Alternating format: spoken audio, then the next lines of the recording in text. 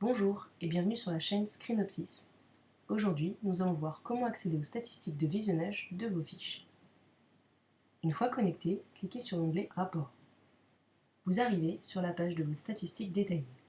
Globalement, cette page se compose de 3 parties. En haut, des onglets pour filtrer vos statistiques. Au centre, un graphique pour vous donner une vue d'ensemble. Et enfin, un tableau détaillé expliquant le graphique. Par exemple ici, la ligne bleue représente le nombre de programmes consultés. Et la ligne orange représente le nombre de vidéos visionnées sur la période du 21 janvier au 21 février. On peut voir qu'il y a eu un pic d'activité le 15 février, puisque 22 programmes ont été consultés et 9 vidéos visionnées. Si l'on regarde le tableau explicatif, on peut voir la liste des programmes qui ont eu une activité. Par exemple ici, le programme Test a été consulté 11 fois, visionné 5 fois, avec une durée totale de visionnage de 7 minutes 20. On peut récupérer ces informations en cliquant sur le bouton PDF ou le bouton Excel juste au-dessus du graphique. Je peux cliquer sur l'icône Utilisateur pour voir quels utilisateurs ont regardé le programme. Et je peux à nouveau télécharger ces informations en cliquant sur les boutons PDF ou Excel.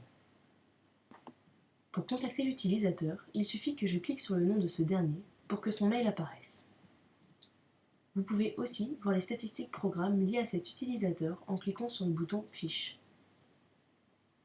Par exemple ici, l'utilisateur Bruce Wayne a seulement consulté le programme Test dans notre catalogue pendant la période donnée. Le deuxième bouton permet de voir les détails de visionnage. Toutes ces informations sont aussi disponibles dans les onglets ci-dessus: Détails, Usagers et Programmes. Mais attention, n'oubliez pas de vider les filtres entre chacune de vos recherches, sinon le site gardera en mémoire toutes les manipulations que vous avez faites. En ce qui concerne l'utilisation des filtres, ils sont tous modifiables. Tout d'abord, la période.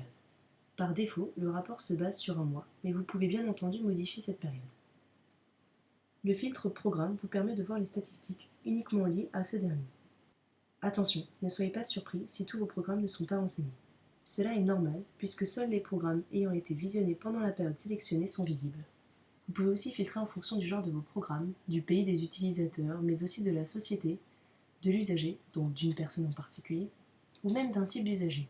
On peut donc voir les statistiques des utilisateurs ayant un compte adhérent, acheteur, presse ou même visiteur. Et voilà, à bientôt pour de prochains tutos.